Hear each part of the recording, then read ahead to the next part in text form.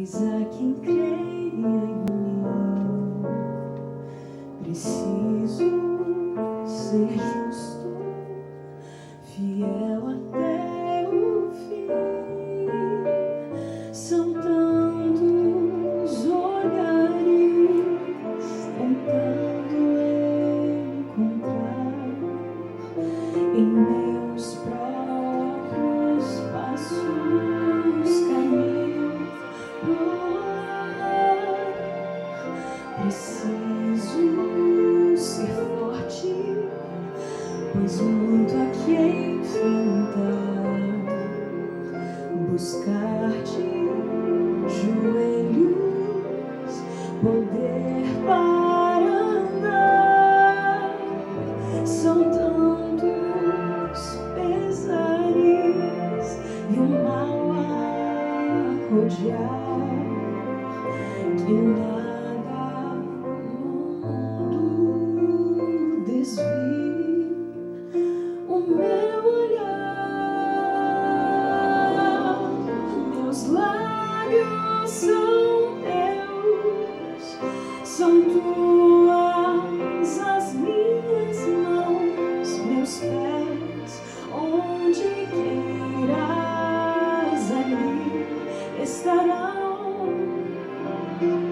E que ao meu redor conheça o Deus a quem sirvo e saibam que vivo meus dias inteiros pra ti. Meus sonhos te entreguei, meus bens, meu futuro, pra estar onde pedes, pra ter o que deres, pra ser o que queres, por seres meu Deus. Meus lábios são teus, são tuas as minhas mãos, meus pés, onde queiras ali estarão. E que ao meu redor conheça o Deus a quem sirvo e saibam que vivo meus dias inteiros, e saibam que vivo meus dias inteiros pra ti.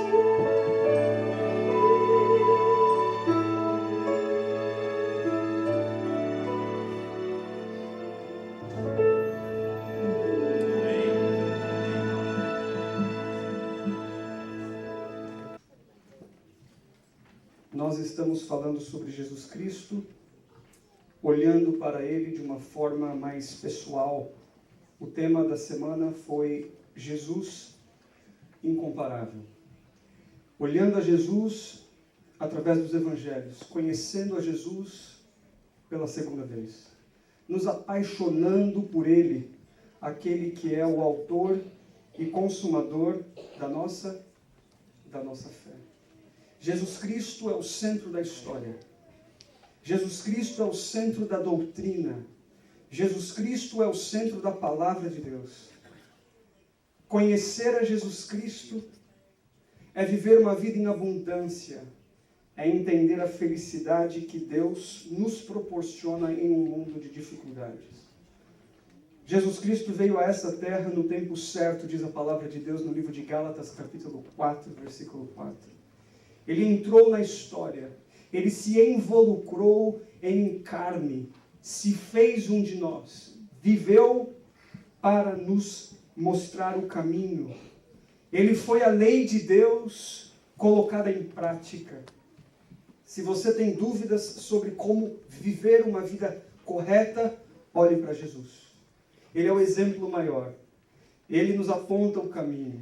Ele nos mostra a salvação. O estudo da vida de Jesus deve ser algo diário, contínuo. Nossas vidas precisam ser mais semelhantes à vida de Jesus Cristo. Ele foi o homem mais humano que já existiu. Em todos os aspectos da vida, Jesus Cristo nos mostrou o exemplo de como devemos seguir. Como maridos, como esposo, como esposa, como filhos, como amigos, como líderes. Jesus é o exemplo maior. Ao estudarmos a palavra de Deus, precisamos encontrar Jesus. Desde o Gênesis ao Apocalipse, precisamos encontrar Jesus. Não podemos tirar Jesus de dentro da doutrina, porque se assim fizermos, nós nos transformaremos em legalistas. Porque doutrina sem Cristo é legalismo. E Cristo sem doutrina é libertinagem espiritual. Precisamos encontrar o meio termo, sabendo que Deus nos proporciona mandamentos, mas os mandamentos sem Cristo se transformam em fardos, pesados e difíceis de carregar. Mas uma vida sem mandamentos e somente pela graça de Cristo se transforma numa vida sem parâmetros, sem guia. E isso Deus não se alegra. A palavra de Deus no capítulo 3 do livro de João, então, nos conta mais uma história. Eu gosto de contar as histórias da Bíblia, porque nelas eu encontro o meu Salvador Jesus. Tem um texto de Ellen White que eu gostaria de ler a vocês. Gosto muito dessa escritora. E recomendo para que você possa também ler os livros que ela escreveu. Um livro em particular chamado Caminho a Cristo. Esse texto foi extraído desse livro. Eu gostaria que você prestasse atenção. Ela diz assim: a vida em Cristo é uma vida de descanso.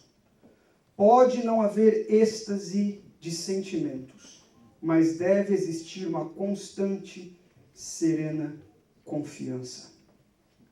Vossa esperança não está em vós mesmos, está em Cristo. Vossa fraqueza se acha unida à sua força. Vossa ignorância à sua sabedoria. Vossa fragilidade ao seu eterno poder. Não deveis olhar para vós mesmos, nem permitir que o pensamento demore no próprio eu, mas olhar para Cristo. Que o pensamento demore em seu amor, na formosura e perfeição de seu caráter.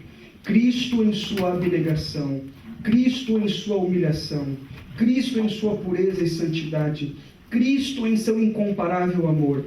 Este é o tema para a contemplação da alma. Cristo Jesus. Eu tenho encontrado muitos adventistas que são capazes de dar estudos bíblicos sobre Daniel e Apocalipse, mas não são capazes de falar de Cristo Jesus. Cristo centro da doutrina. Cristo centro da nossa vida. Pensar em Cristo. Parar de olhar para nós mesmos e olhar para Cristo. É Ele que veio para tirar o pecado do mundo. É nele que eu devo depositar a minha confiança. Quando eu estou fraco, Ele se faz forte. Ele não falha quando eu falho. E quando eu mais preciso dele, Ele está sempre à minha disposição. E é o que aconteceu na história desse homem. Capítulo 3, no livro de João, diz a palavra de Deus. Havia entre os fariseus um homem chamado Nicodemos, um dos principais dos judeus. Este, de noite, foi ter com Jesus e lhe disse: Rabi, sabemos que és mestre vindo da parte de Deus, porque ninguém pode fazer estes sinais que tu fazes, se Deus não estiver com ele. A isto respondeu Jesus: em verdade te digo, se alguém não nascer de novo, não pode ver o reino de Deus. Perguntou-lhe Nicodemos: como pode um homem nascer sendo velho? Pode porventura voltar ao ventre materno e nascer a segunda vez? Respondeu-lhe Jesus: em verdade te digo, quem não nascer da água e do Espírito não pode entrar no reino de Deus. O que é nascido da carne é carne, e o que é nascido do Espírito é Espírito. Não te admires que eu te digas, importa-vos nascer de novo. Nicodemos era um homem que buscava conhecer a Deus. Ele era um fariseu, diz a palavra de Deus. Nos tempos de Jesus, existiam 4 setores. A religião israelita estava fragmentada em 4 setores. E nós temos o nome dos 4 setores que comandavam a vida espiritual do povo de Israel. O primeiro, e talvez um dos mais famosos desses setores do grupo, era o grupo dos fariseus. E você já ouviu muito falar do grupo dos fariseus. Os fariseus, na época de Cristo Jesus, eles mais ou menos acumulavam-se no número de 6.000 pessoas. Eles eram fervorosos seguidores de Deus. Muitas vezes nós somos rápidos em criticar os fariseus, em apontar o dedo e dizer que nós não gostaríamos de ser como um fariseu. Mas eu gostaria de dizer a você que em muitos aspectos da nossa vida nós deveríamos ser como os fariseus. Os fariseus eram homens que estavam se dedicando total e solenemente para servir a Deus. O problema dos fariseus é um problema que acontece ainda hoje. Eu tenho encontrado na minha vida pastoral pessoas que têm muito zelo pela palavra de Deus, mas não têm amor. Eu tenho encontrado muitas pessoas que dizem ter muito amor, mas não têm zelo pela palavra de Deus. Os fariseus, eles estavam nesse grupo dos que têm muito zelo pela palavra de Deus, mas eles não viviam uma vida em amor. Eles se apegaram muito às doutrinas, aos mandamentos, às diretrizes de Moisés. E existe uma razão para isso. Os fariseus, dizem os estudiosos, eles nasceram, esse grupo dos fariseus, eles nasceram dentro de Babilônia, quando o povo de Israel estava ali em Babilônia por conta do cativeiro. E o povo de Israel foi levado ao cativeiro porque eles desobedeceram os mandamentos de Deus. Eles desobedeceram às ordens de Deus. E por isso agora estavam colhendo os frutos daquilo que haviam vivido. E diz a palavra de Deus no livro de Jeremias que ali eles ficariam 70 anos. Dentro de Babilônia, um grupo de homens se juntaram e fizeram um pacto de nunca mais desobedecerem os mandamentos de Deus. E eles agora então inventaram as sinagogas. Até o momento não existiam sinagogas, era o templo de Deus onde as pessoas iriam ali para adorar ao Senhor.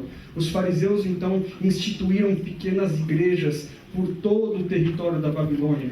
E eles ali instituíram pessoas para ensinar a palavra de Deus, para pregar sobre as leis de Deus. O problema é que, com o medo que eles tinham no coração de fugir das regras que haviam sido dadas ao povo de Israel, eles começam a acumular regras e mais regras para proteger a palavra de Deus. Eles tinham apenas para o mandamento do sábado, que nós encontramos no livro de Êxodo, capítulo 20, versículo 8, para o mandamento do sábado, eles tinham 635 outros mandamentos que circulavam ao redor do sábado. Eles queriam proteger tanto as regras, queriam obedecer tanto a lei de Deus, que infelizmente eles transformaram as regras em fardos. E esses fariseus, na época de Cristo Jesus, foram os questionadores de Jesus, principalmente pela questão do sábado. Não sabendo eles que Jesus veio para mostrar como se guardar o sábado. Eles olhavam e criticavam a Jesus, porque achavam que Jesus não estava observando a lei, sendo que Jesus era a própria lei. E nos dias de sábado, Jesus Cristo curava, Jesus Cristo fazia o bem, mostrando a todos nós como devemos guardar o sábado, em espírito e em verdade.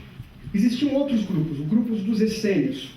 Os essênios, eles acreditavam que a vida espiritual deveria ser vivida em total separação de cultura, e eles não se envolviam com pessoas que não tinham a mesma fé do que eles. Eles eram tão separatistas que um dia eles decidiram sair de Israel e morar nos territórios mais longínquos ali da região. Nós encontramos ainda, como os estudiosos da Bíblia dizem, no Mar Vermelho. Na região do Mar Vermelho, nas cavernas, existia um acampamento desses grupos dos essênios. Eles não permitiam se misturar. Eles eram uma classe diferenciada de homens e mulheres que queriam servir a Deus. E não se misturando, acabaram não se transformando em sal da terra e luz do mundo. Porque a igreja que quer se desvincular completamente de uma sociedade, acaba se então virando uma igreja afastada da realidade do ser humano. Nós devemos ser diferentes, mas nós não podemos ser esquisitos. Nós não podemos ser pessoas que, ao tentar seguir a Cristo, fazemos com que a nossa vida seja tão absurdamente irreal para a sociedade que nós vivemos que as pessoas não entendem mais o que nós falamos.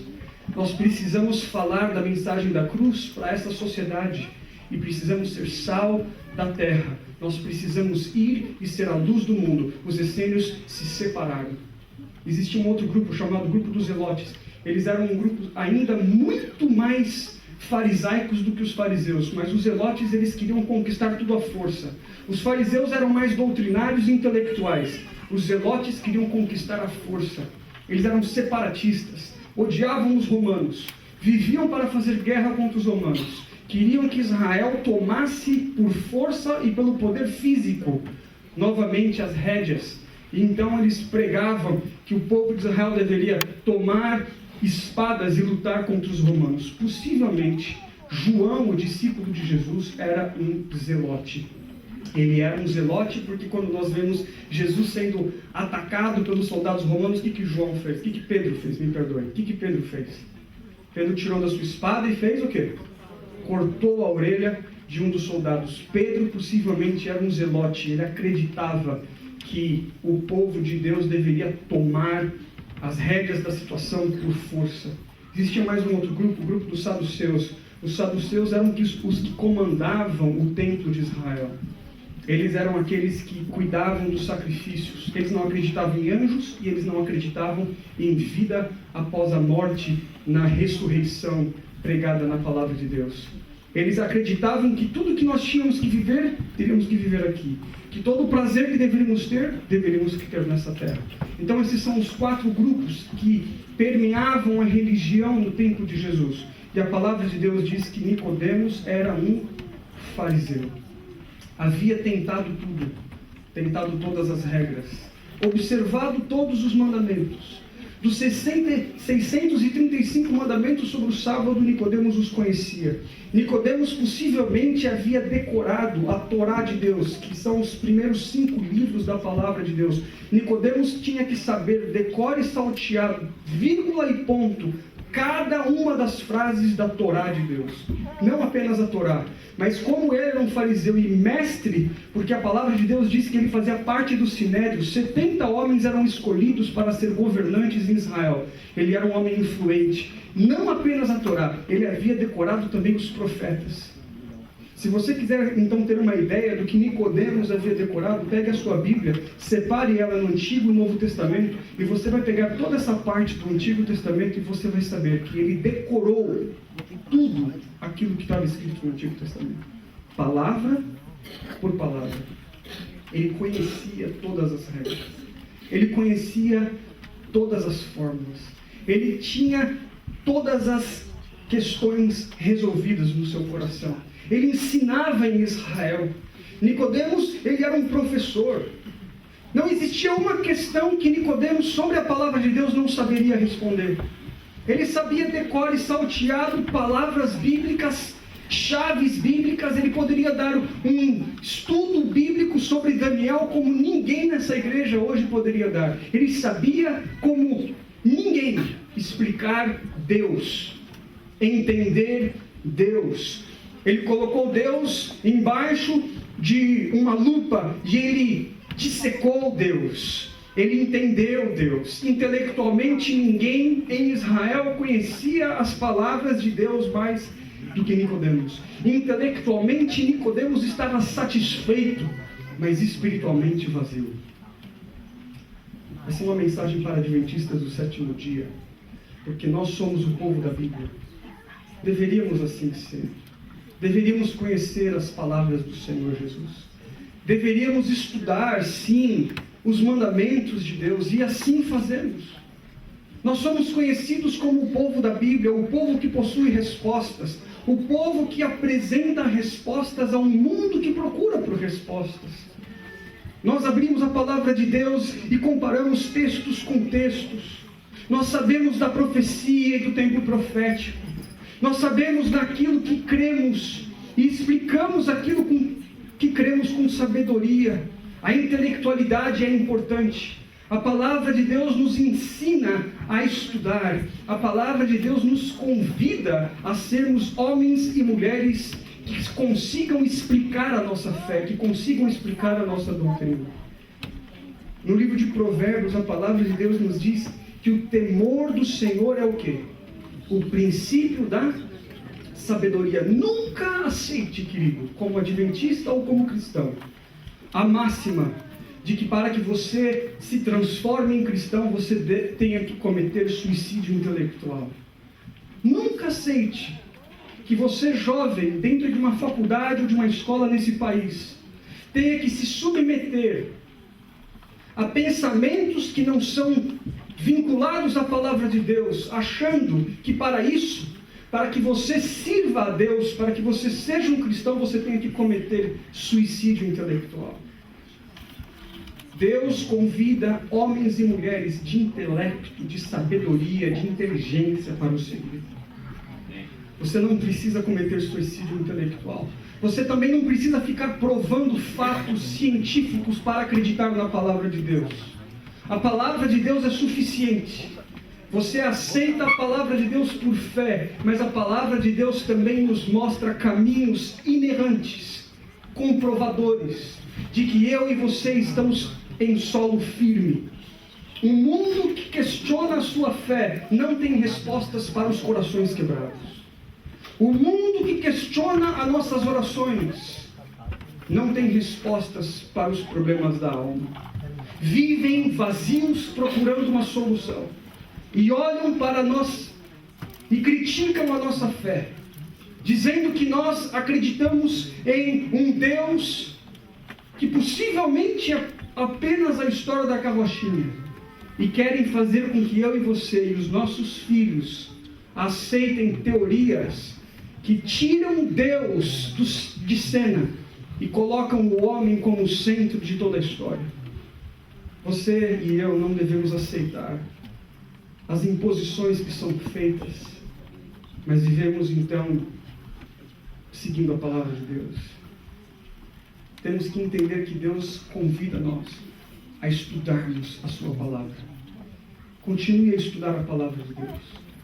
Se você não tem tido o hábito de estudar a palavra de Deus, estude a palavra de Deus. Hoje nós vivemos em uma igreja onde estão tentando tirar a palavra de Deus e colocar outras coisas boas, mas o centro deve ser a palavra de Deus. A música, ela deve nos levar à palavra de Deus, mas ela não deve substituir a palavra de Deus.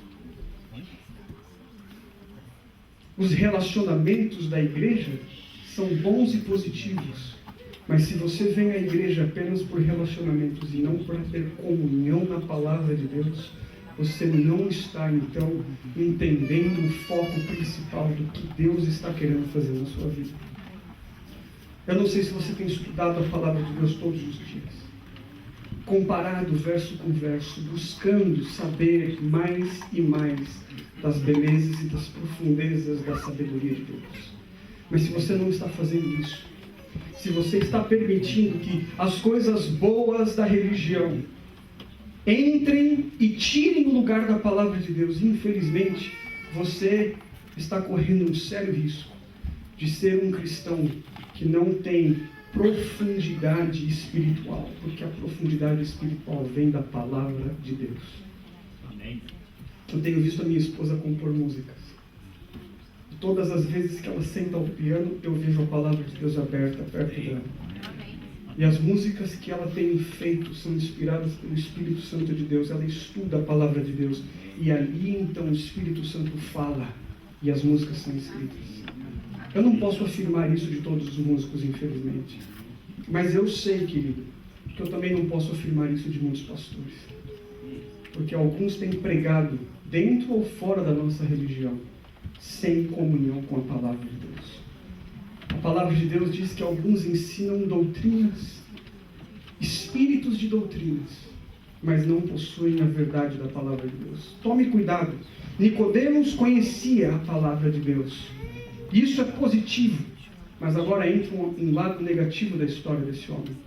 Nicodemos, ele estava defendendo a fé, sendo que Cristo Jesus nunca pediu que eu e você fôssemos advogados de Deus. Ele nos convida para sermos testemunhas.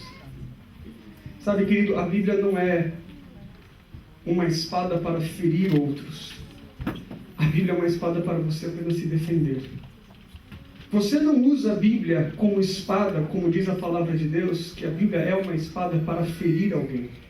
A Bíblia é apenas uma espada para você defender a sua fé.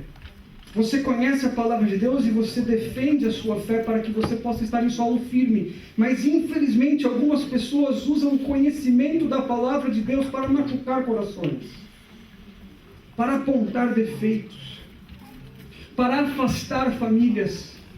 A palavra de Deus diz que isso poderia acontecer. Se você servir a palavra de Deus, infelizmente, muitas pessoas irão contra você.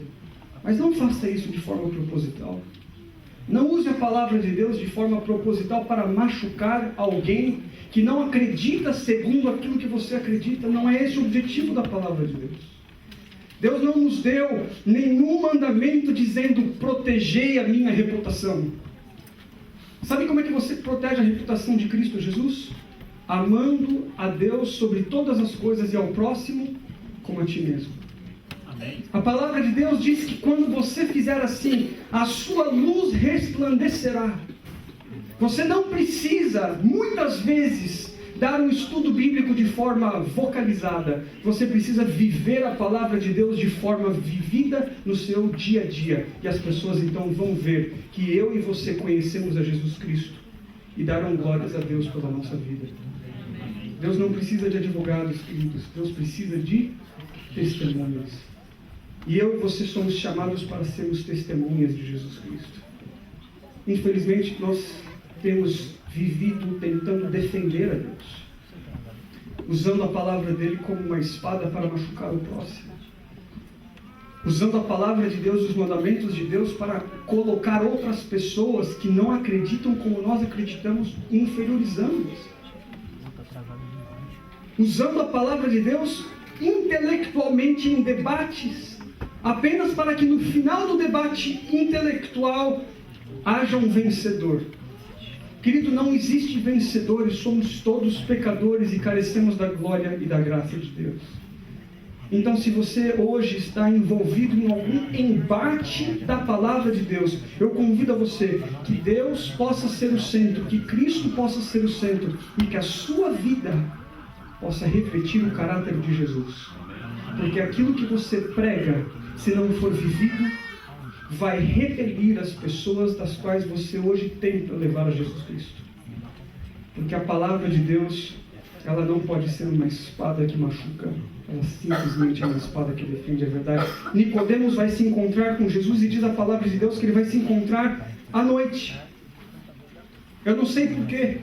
Talvez porque ele estava tendo um dia muito corrido. Talvez porque ele estava dando aulas no Sinédrio. Talvez porque ele tinha vergonha de se encontrar com o rabi carpinteiro.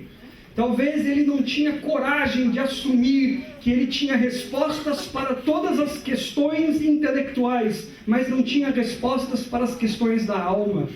Talvez Nicodemos tinha vergonha de assumir perante a sociedade da qual ele era um líder, que ele mesmo estava perdido. Então ele vai se encontrar com aquele carpinteiro, porque ele ouviu dizer que Jesus Cristo era aquele que estava curando, tocando e vivendo a palavra de Deus em sua totalidade. E Nicodemos, observando e sabendo que Jesus estava ali, marca então um encontro com Jesus. E diz a palavra de Deus que eles se encontram de noite, possivelmente à meia-noite, alta madrugada. Os judeus consideravam noite quando o sol se punha. Então, quando o sol se punha, já era noite para os judeus. Se a palavra de Deus diz que eles estavam se encontrando de longa noite, possivelmente era alta madrugada. Possivelmente um encontro escondido. Possivelmente Jesus recebe uma carta de Nicodemos assinada com um stamp do Sinédrio dizendo: você se encontraria comigo à meia-noite. Sabe, queridos, Jesus Cristo, ele ainda tem disponibilidade para mim e para você. Amém. Eu fico pensando quantas pessoas pensam que Jesus não se importa.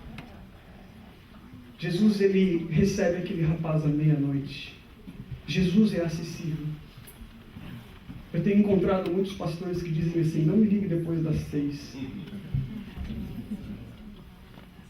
Eu tenho encontrado muitas pessoas que vendem a religião e não vivem a religião. Eu tenho o privilégio de ser amigo do pastor Marcos, e eu sei que o pastor Marcos conhece as suas ovelhas pelo nome. Conhecer as ovelhas pelo nome é uma característica do pastor. Saber quem é a ovelha, aonde está a ovelha, o que a ovelha está fazendo. Às vezes, para algumas pessoas, isso é algo dentro da nossa sociedade, parece ser algo intrusivo.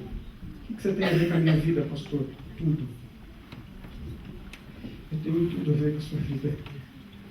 Deus me chamou para conduzir você. Eu sou o seu pastor. A palavra de Deus diz que os pastores, muitas vezes, eles tinham que fazer algo com as ovelhas que era algo difícil de entender. Eles quebravam a perna da ovelha. Tinha algumas ovelhas que viviam perto do abismo. E o pastor a amava tanto, sabendo que a ovelha poderia se perder perto do abismo. Muitas vezes, ele ia até essa ovelha e fazia algo que, se eu e você olhássemos, pensaríamos: que pastor é esse que machuca uma ovelha? Se um pastor machuca uma ovelha de forma proposital para que ela possa simplesmente ser machucada, para que o ego do pastor seja então reconhecido, isso não devemos colocar como bíblico, mas a palavra de Deus diz que o pastor verdadeiro ele vai em busca da ovelha e, se necessário, quebra a pata da ovelha, coloca ela nos ombros e leva ela com ele. Jesus era o pastor das ovelhas. Ele conhecia as suas ovelhas pelo nome. Ele sabia quem era Nicodemos. Ele tinha tempo para Nicodemos. E ele tem tempo para mim e para você hoje. Ele sabe que você tem uma agenda lotada. Ele sabe que você trabalha. Ele sabe que você corre de um lado para o outro tentando encontrar o sustento para a sua família. E ele sabe que também você muitas vezes tem negligenciado um tempo sagrado para com ele. Ele sabe que você tem colocado a televisão em primeiro lugar. Ele sabe que você tem colocado o dinheiro em primeiro lugar. Ele sabe que você tem colocado os seus amigos em primeiro lugar, a sua esposa em primeiro lugar. E ele sabe, sabendo de todas essas coisas, ainda se coloca à disposição dizendo: a hora que você quiser falar comigo, eu estou à sua total disposição. Eu agradeço a Deus, querido, que Ele ainda continua à minha total disposição, mas a palavra de Deus diz que chegará um momento na história dessa terra em que a porta da graça que hoje está aberta se fechará. E a palavra de Deus diz então: dá-me, filho meu, o teu coração. Hoje, ainda há tempo para que eu e você nos encontremos com Jesus. Na meia-noite da sua vida, Jesus Cristo ainda está à sua disposição. Nos momentos mais críticos da sua história, Jesus Cristo ainda está à sua disposição. Na meia-noite do seu pecado, quando você acha que Jesus Cristo não vai ouvir, quando você acha que Jesus Cristo se afastou, quando foi você que se afastou dele, você pode clamar a Ele e Ele vai ao seu encontro, porque Jesus Cristo ainda está à sua disposição. Não há nada que você possa fazer para que Ele deixe de te amar. E não há nada que você possa fazer para que Ele te ame mais. Ele te ama de forma intensa e de forma absoluta. Ele se encontra com Nicodemos. Nicodemos começa então a falar para Jesus algumas questões intelectuais. Jesus, observando que aquele homem estava querendo apenas ter um embate intelectual, vai logo ao coração. Jesus aponta para o problema. Jesus fala: Nicodemos, o problema é que você sabe muito, mas vive pouco. Você conhece muita doutrina, mas você não pratica aquilo que você conhece. Você tem tentado de formas, de exercícios espirituais, ser salvo. Nicodemos, você nunca vai conseguir ser salvo assim. Nicodemos, você precisa ter um novo coração. E naquele momento, o que Jesus estava querendo dizer a Nicodemos é que ele deveria morrer e deixar Jesus viver. A palavra de Deus diz que nós temos um coração enganoso. Jeremias capítulo 17, versículo 19. O nosso coração é o quê? Enganoso. sobremaneira mal. No livro de Mateus, capítulo 15, versículo 19, a palavra de Deus diz que do nosso coração procedem todas as maldades que nós vivemos. A palavra de Deus não está usando o coração como esse instrumento cardíaco que bate no nosso peito, como esse músculo. A palavra de Deus, quando cita o coração, ela está falando do quartel-general da alma. Isso está vinculado à sua mente, às suas ações, aos seus pensamentos. Hoje nós estamos sendo atacados todos os dias numa luta diária para quem vai controlar a sua mente, para quem vai ter autoridade sobre as suas ações. Deus está querendo hoje entrar na sua vida para que Ele tenha autoridade sobre as suas ações. O que Nicodemos precisava era o que eu e você hoje também precisamos. Nós precisamos ter o nosso coração de carne substituído por um coração espiritual, para que as nossas ações sejam todos os dias ações que vão de encontro à vontade de Deus. Amém. Para isso, querido, Jesus Cristo veio. Porque se você perguntar para mim, pastor, como que eu posso ter um novo coração? No livro de Romanos, capítulo 12, versículo 1 e 2, a palavra de Deus diz assim, que nós devemos, pela renovação da nossa mente, renovar a nossa mente todos os dias. Existe sim algo que eu e você devemos fazer: proteger as avenidas da alma. Proteger as avenidas da alma que contaminam o coração. Se você sabe que algo está contaminando o seu coração, por que você continua permitindo que as avenidas da sua alma estejam abertas àqueles instrumentos de Satanás que foram colocados para danificar, para envenenar o seu coração e matar a sua vida espiritual? Por isso que o salmista diz, no Salmo capítulo 1, bem-aventurado o homem que não faz o quê? Não anda, não se assenta, e nem mesmo passa tempo com os escarnecedores. Hoje, nós estamos andando, nos assentando e passando tempo com aquilo que Deus deveria dizer a mim e a você: cuidado, isso está envenenando o seu coração. Pesquisas estão sendo feitas todos os dias de como a mídia tem tentado controlar a sua mente, a maneira que você pensa, até mesmo aquilo que você vai comer. Os desejos que nós temos de comida muitas vezes são levados ao nosso corpo por causa daquilo que a mídia tem colocado na sua mente. Você deve fazer isso, você deve ir em tal lugar. Você já percebeu que quando você fica muito no tempo nas mídias sociais, você se acha o mais pobre, o mais feio, o mais feio? Você acha que está todo mundo viajando, todo mundo comprando e você não. É incrível, eu saí do Instagram, eu não tenho mais. Sabe por quê? Eu ficava olhando o Instagram e ficava, meu Deus do céu, minha vida é horrível. Aí o povo está no Havaí, meu Deus, eu estou aqui. Olha todo mundo sorrindo e eu não.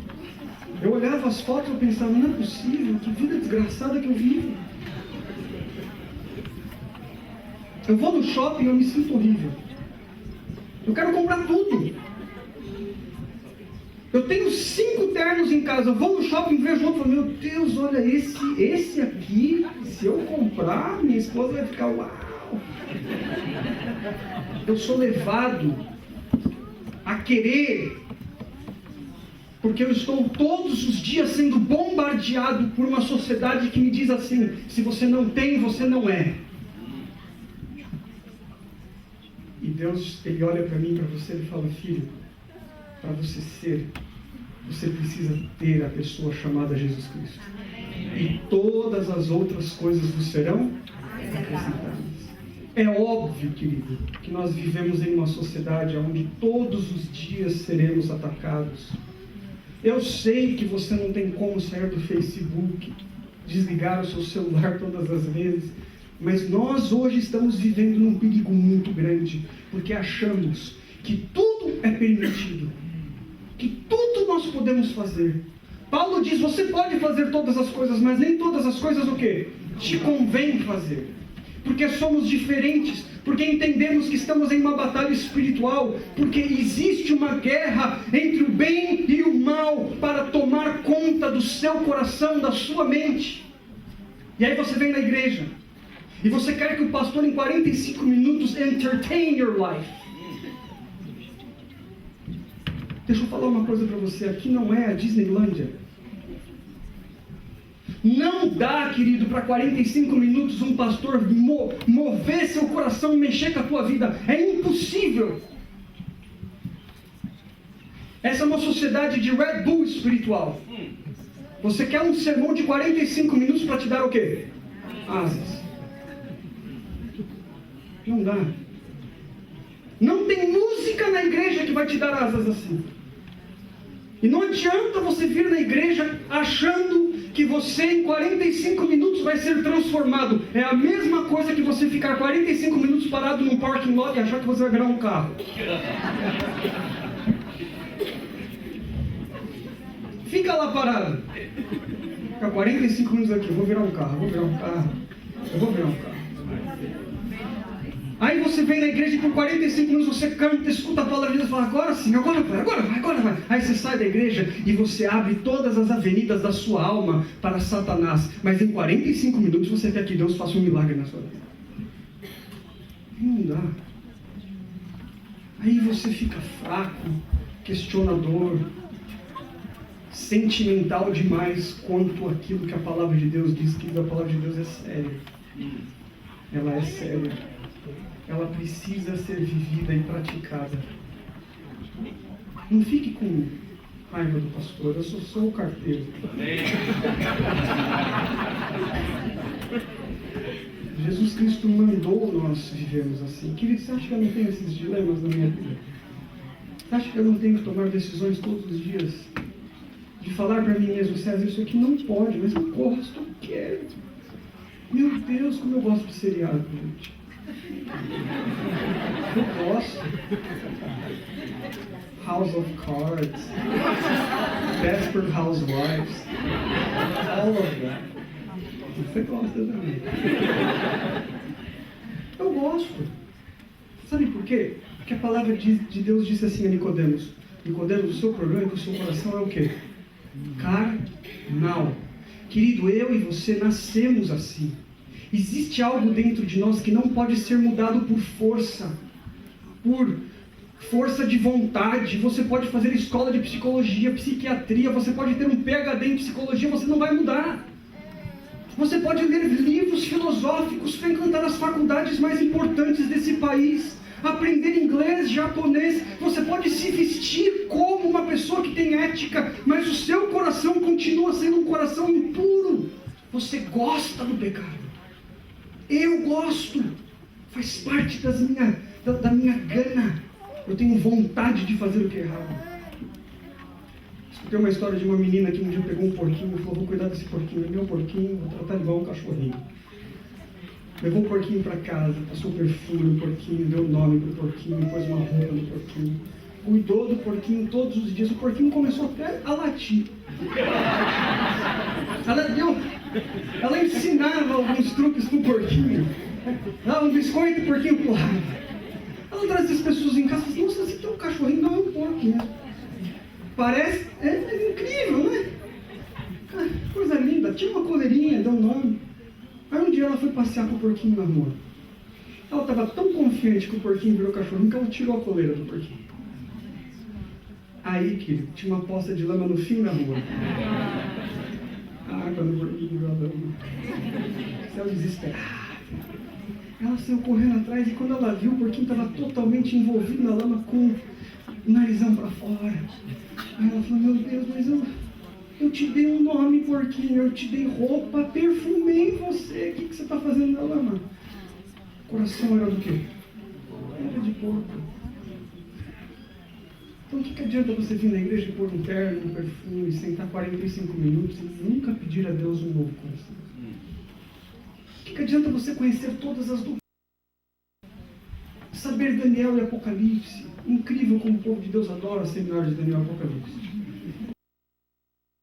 pastor, dá mais seminário. Mas, meu Deus do céu, mais um. Você não decorou o chifre pequeno?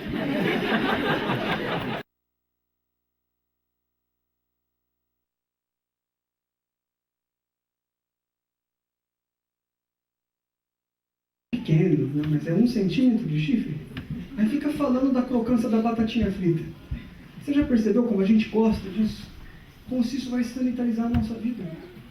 Como se eu e você... Agora, por favor, não me leve a mal. Eu não digo a você que isso não é importante. Mas não é o mais importante. Querido, no livro do Apocalipse, sim, existem as bestas, existem as guerras, mas existe o Cordeiro. E o livro do Apocalipse, o centro é o Cordeiro. O centro da Bíblia é quem?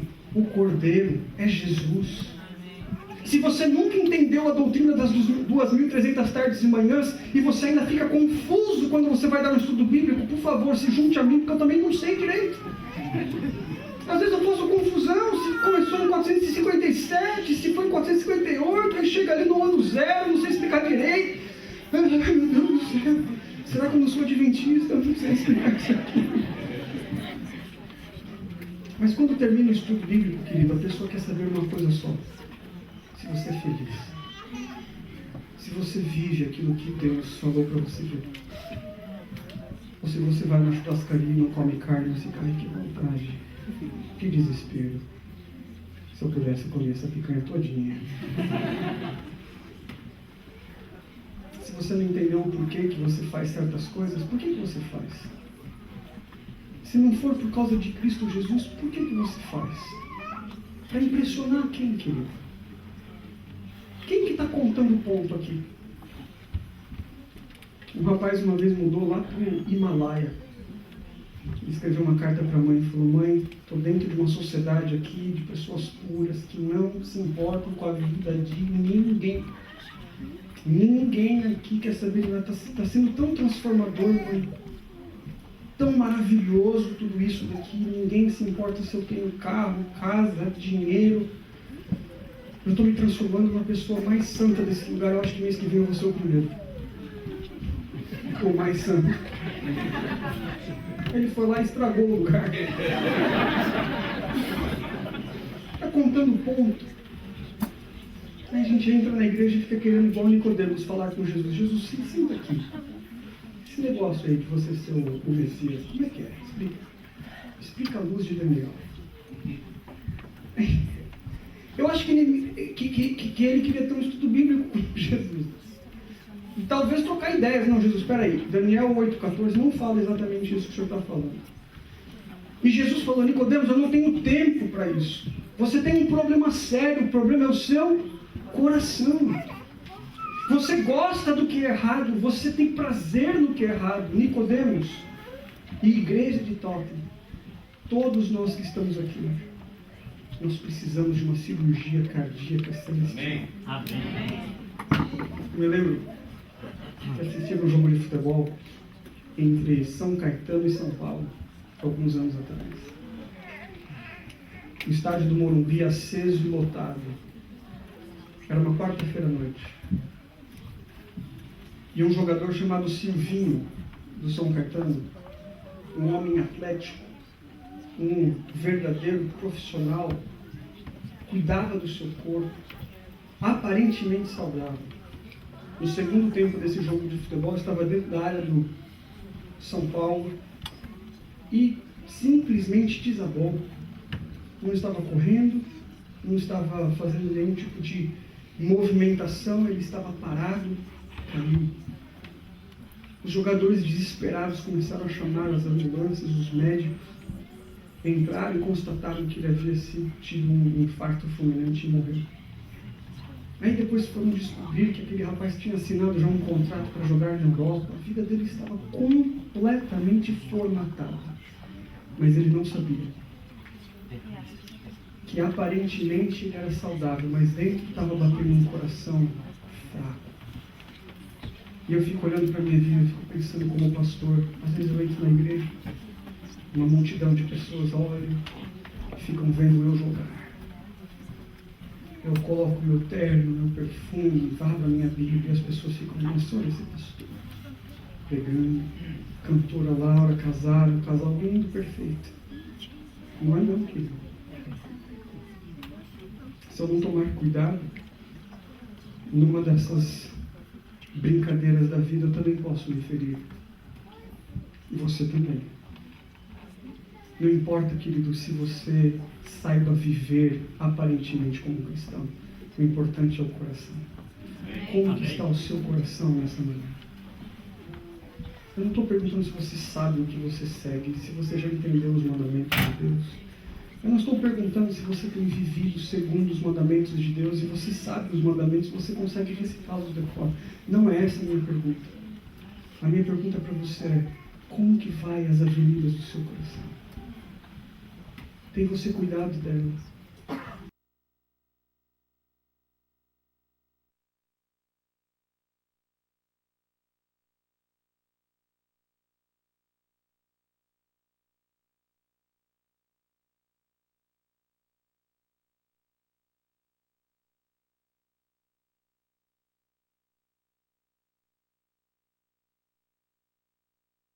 Em todos os dias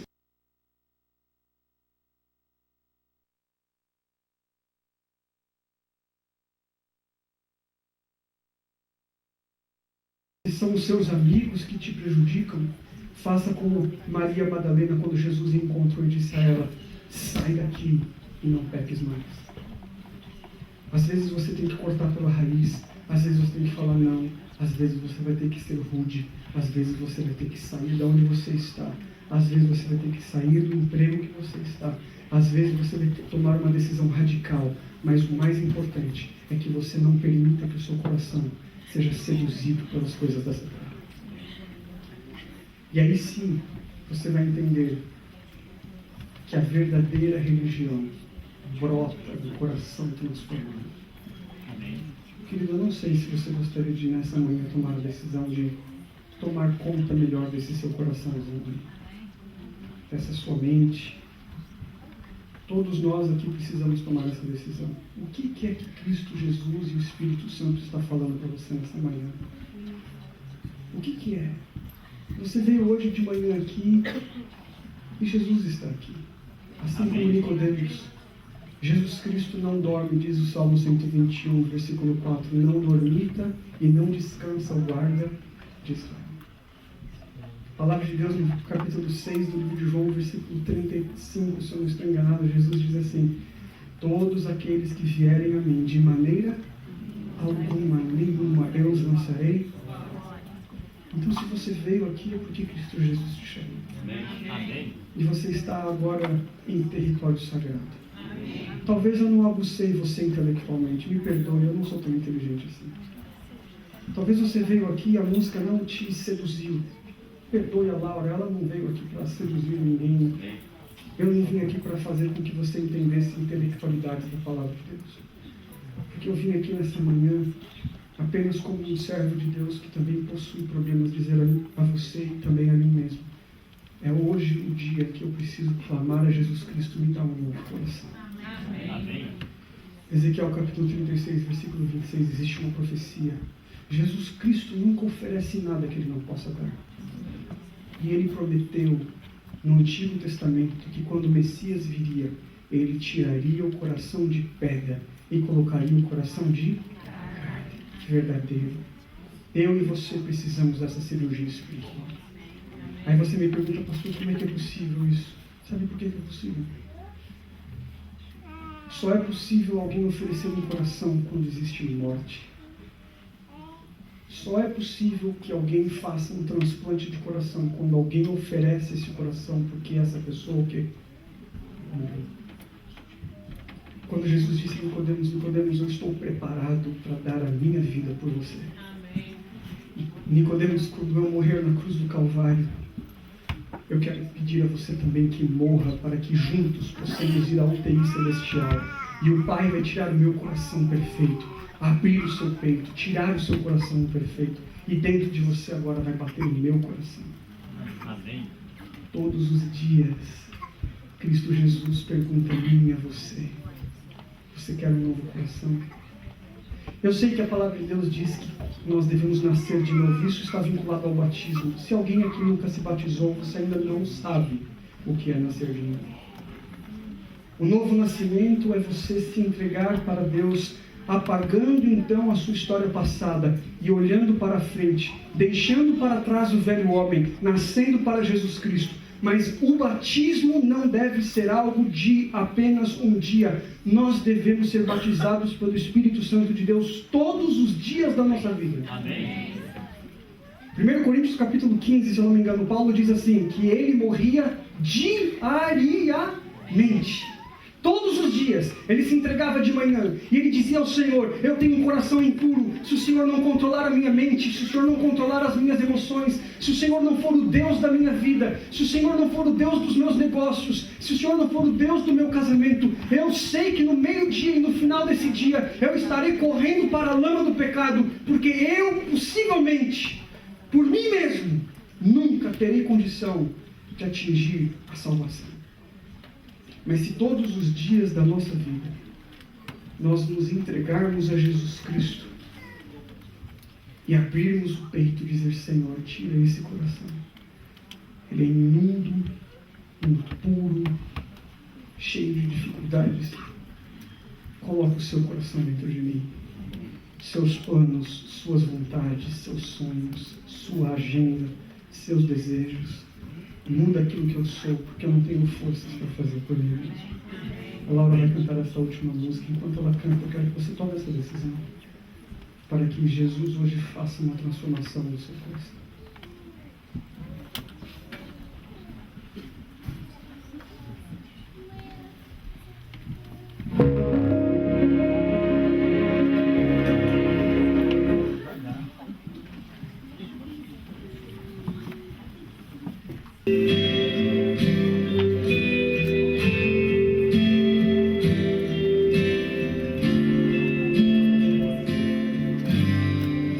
Cansei da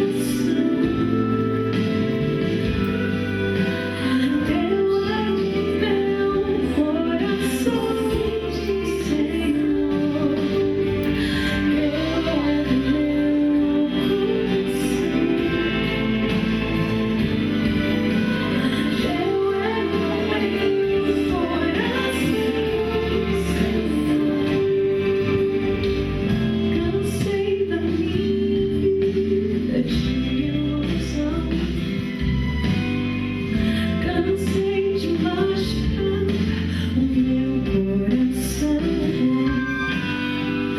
Vou entregar as mãos de quem o criou, pois sou curado por ser. Que é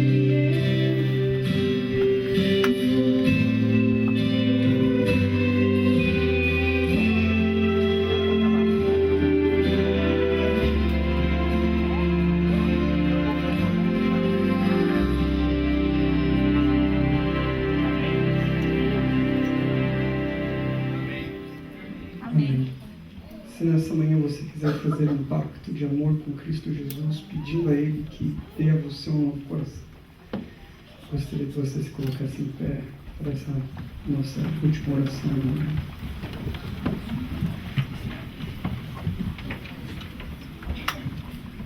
Querido Deus, não é meia-noite, mas possivelmente é meia-noite na vida de alguém que está aqui nessa manhã. Parece que o negror da noite tomou conta. Parece que não existe mais solução. Talvez alguém que esteja aqui hoje tenha vivido uma carreira de adventismo. Conhece as doutrinas, conhece a verdade, conhece as profecias. Mas infelizmente veio nessa manhã com o coração escuro, cansado, sobrecarregado, sabendo que ainda não se encontrou com Jesus Cristo. Pai querido, nessa manhã eu gostaria que o Senhor descesse do céu mais uma vez e tenha um encontro com os nossos Nicodemos dessas gerações modernas. Nosso coração é tão perturbador, Senhor.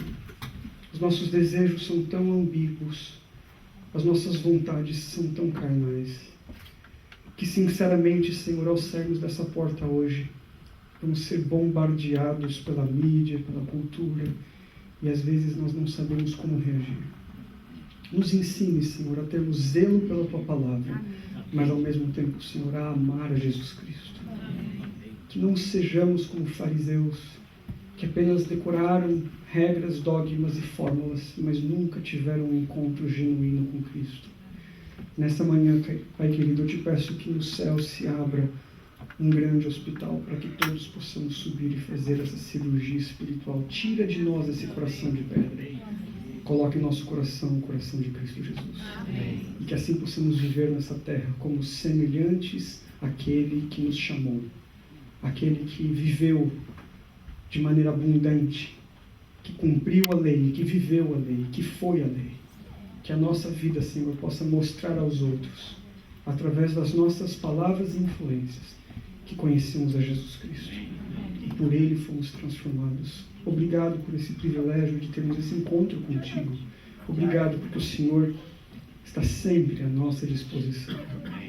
Se algum dia dessa semana falharmos e cairmos, porque o nosso coração às vezes volta aos antigos desejos, que possamos voltar a Ti e o Senhor então nos dará novamente um novo coração. Em Cristo Jesus te pedimos essas bênçãos.